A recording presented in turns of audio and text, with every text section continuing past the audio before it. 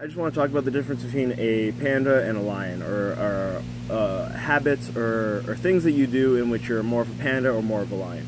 So if you think about a lion hunts when it's pretty hungry, when it's, after it's been grazing or like hanging out all day on the savannah for a while, and then it goes after a hunt. It starts hunting when it starts getting pretty hungry, when it decides it needs to eat, and then it'll like eat a gazelle, and then it'll gorge itself on that gazelle, be super full, lay out in the sun, and just be there for a little while, maybe like a week, and then it might decide to eat again.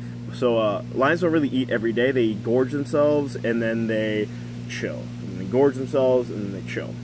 On the other end of this sort of feeding spectrum is the panda. Panda it eats bamboo. Bamboo is not very nutritionally dense, and pandas aren't really good at digesting it either, so it's a weird combination of things. But basically, a panda has to eat has to be grazing, looking for. If it's not actively eating bamboo, it has to be looking for more bamboo to eat.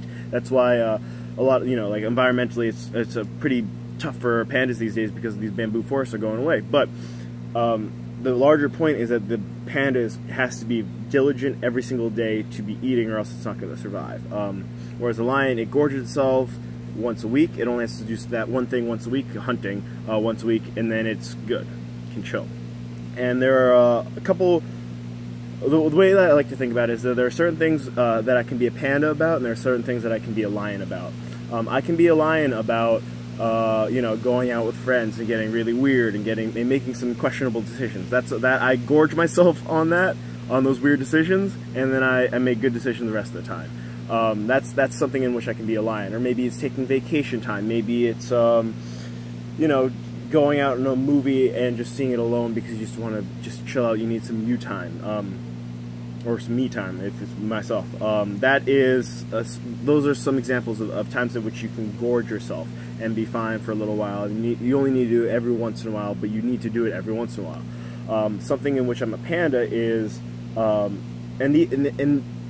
these are going to be different for everybody. So maybe you need that you time every single day. Maybe you need that quiet time away from everybody else every single day in order to recharge your own batteries. That's something you can be a panda about. You can also be a panda about meditation.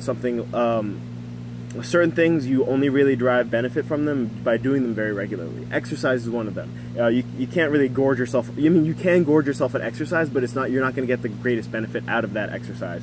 It's not too awesome to run 10 miles once every 2 weeks. It's better to run half a mile every single day. That's something, exercise, movement is something that's much better to be a panda about.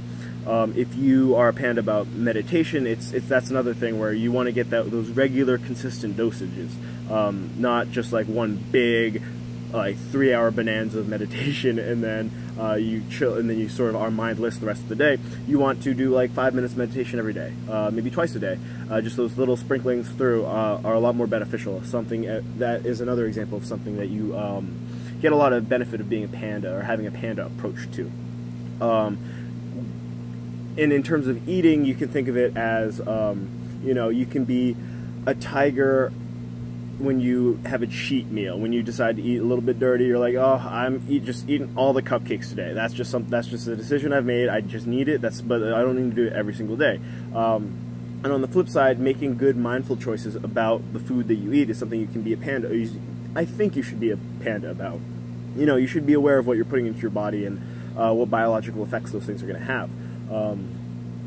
And it's just something that's interesting to note, because sometimes you might think of there are things we can be pandas about, but we really can be more lions about. So something that I'm personally working on is I'm trying to be a little bit more of a lion when it comes to technology, or checking on social networks, looking at email. I don't need to be checking it every couple hours every day. I want to be more of a lion about it. I want to check I don't want to be cruising for social media all the time. I want to do it for a concerted block, very intensely for a short amount of time every once in a while. I don't want to be just constantly doing that, having that just kind of bash my brain in with all this weird stuff coming in from all the social medias.